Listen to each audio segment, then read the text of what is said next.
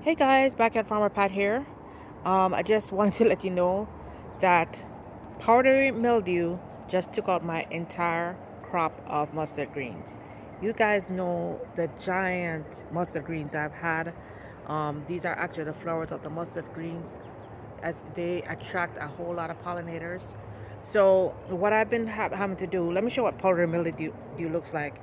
It looks like little white spots like that on the leaves. So I've been going through and removing all the leaves of the plant. Sometimes it starts off with just a very mild lightness, light white, and as you can see, when you rub it, it'll come off. But it will eventually take over a plant, and it will also infect neighboring plants. So really and truly, I should just remove these all the way from the ground. What I've been doing over the past several days is removing them, just removing the leaves, but I'm leaving the flowers for the pollinators. So I'm trying to remove as many of the leaves as possible. There are some herbs and plants that are resistant to powdery mildew. So you see right below where I had all my mustard greens, I had a whole bunch of herbs below there. You can see a whole lot of oregano. I have a ton of oregano, 3 big batches of oregano that I use very frequently. I have my flat leaf parsley. I have a ton of rosemary. I have sage. I have what's that, dill. Plus I had cilantro. The cilantro completely went to seed and it's done for the season. Plus I have thyme. None of these have the powdery mildew. When I Googled, I saw that a lot of herbs are resistant to powdery mildew. So what I'll do with this bed is I'm gonna give this bed a rest from veggies. I'd originally planned on removing all my mustard greens anyway and dedicating this bed to just herbs. So what I'm gonna do first, I'm gonna mix a tablespoon of baking soda with a gallon of water, and I'm just gonna wet the soil because that will also kill the spores, the powdery mildew spores. And I'm gonna remove some of the flowers, some of these ones, but I really do want to leave a couple of them. What I'll do is just take off every leaf that has powdery. Every leaf, I'll just take off every leaf because the flowers will still remain for a while and it will produce seeds. I don't believe the seeds will have powdery mildew, um, but I do have a lot of Florida mustard green seeds. So even if I don't harvest the seeds, it'll be fine. I just want to keep the beautiful flowers and the pollinators.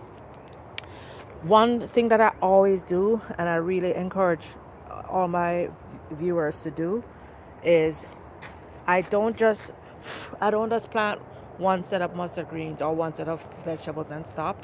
So this was, as you guys know, this was my first bed that I planted after I got here, and then like a month later or a couple of months later, maybe a month later, I planted more mustard greens in this bed.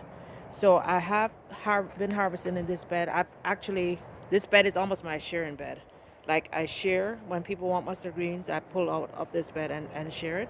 But because I have two separate beds, the the powdery mildew has not gotten to this bed. So this is a the mustard greens that I harvested on Easter Sunday, and you can see it's already growing back. Looks like something got some of the leaves. Let's see here. Something got one of these leaves. But overall, you can see it's already growing back in just a few days.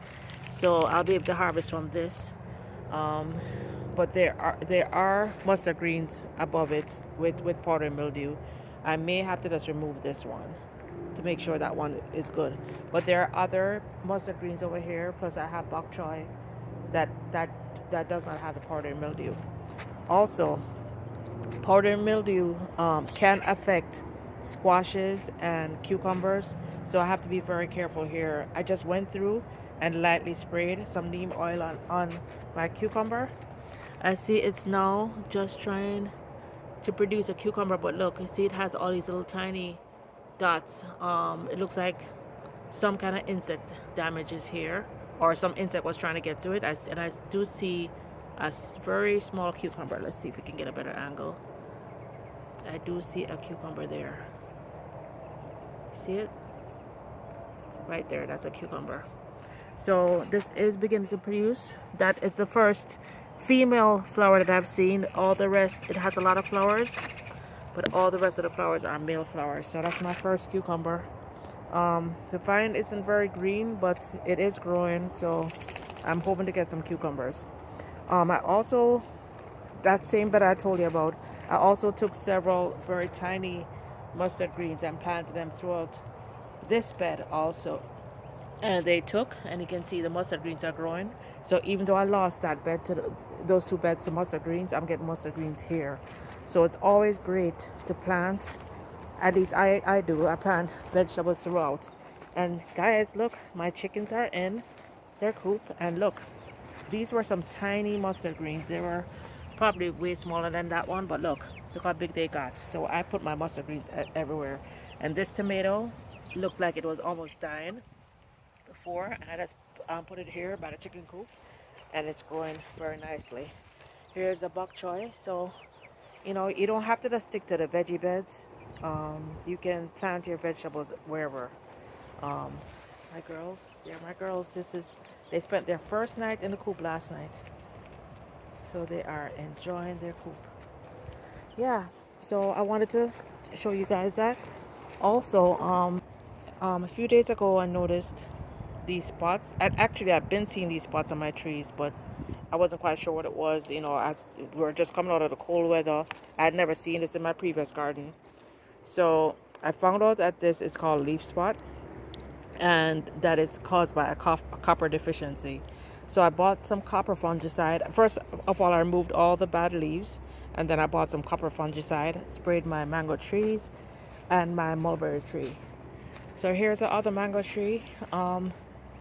It seems to be stabilizing. There are a few mangoes on it. I'm very thankful for that, because this is the first year, so I wasn't sure if I was going to get mangoes, and they're beginning to size up a little bit now. Some of the mangoes I lost because it had the black spot. It had that spot, the same spots on the mangoes. You can see this one has a little bit. Some of them fell off, but these remained. So I'm hoping to eat a few mangoes. And I noticed my mulberry tree that's right beside my mango tree also had a leaf spot. So I went in and also sprayed this.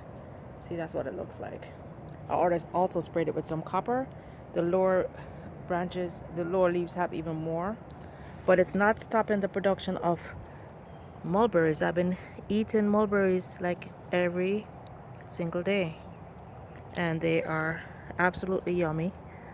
I believe for a lot of fruit trees, the more you pick is the more it bears. So I'm out here picking my mulberries every day, and I am very pleased about my mulberries. Yeah, so the naseberry is doing well. Everything else is doing good. So no leaf spot on the naseberry. That's right beside the mulberry. So just like any disease, just like any other disease, plant disease, certain plants are not affected by it. Anyway, guys, this is just a really quick video. I just wanted to let you know about my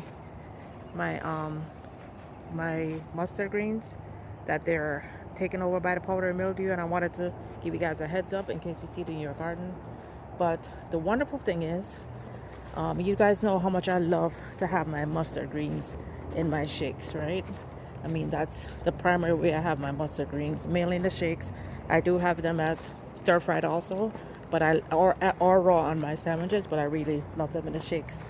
But just as my mustard greens have gone out, guys, look, my sweet potato vines are in full swing, and I have my callaloo to make my breakfast. But guys, I got my sweet potatoes. It's growing like crazy. I haven't even separated the vines. I'm gonna take these vines, put them all around the garden. These are gonna be almost like a weed block. They're gonna choke out all the grass and the weeds that are underneath. Plus, I'm gonna have a ton of sweet potato all the way around the garden. So guys, just always get out there, plant a seed, and in no time you too will be reaping a harvest. Till next time, bye now.